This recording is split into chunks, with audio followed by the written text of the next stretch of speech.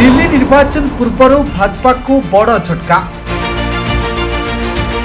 मोदी को हाथ छाड़िले एनसीपी अजित पवार। भाजपा को साइड मारी एकाकी लड़िब एनसीपी। जहां पर बीजेपी हाईकमांड को बढ़ी मुंड बिंधा। निर्वाचन मैदान में खेल करदेला एनसीपी। जातीय राजनीति वर्तमान यही चर्चा, जहां पर भाजपा को लगी बड़ झटका। कारण दिल्ली निर्वाचन में मैदान को ओह्लाई एनसीपी। अजित पवार को दल एनसीपी दिल्ली में डेब्यू करिछि।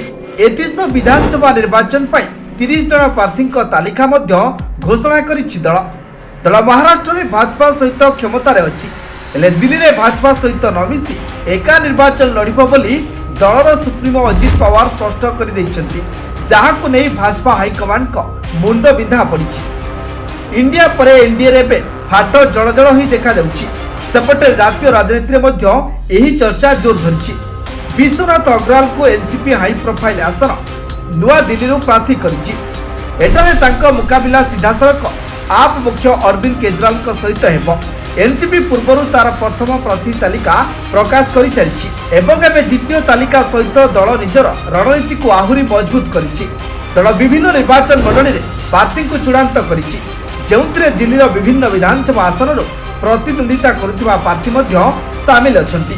समस्त दल निज निज रणनीति प्रस्तुत करुथिबा बेले भोटर काहाकु बाछुछंती ताहा उपरे नजर।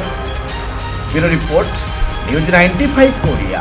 देश विदेश कोण अनुकोण टेक्निक खबर देखंतु आम सह यूट्यूब, फेसबुक और इंस्टाग्राम रे आमको देखंतु। लाइक, शेयर और सब्सक्राइब करने को आद्य भूलंतुनि।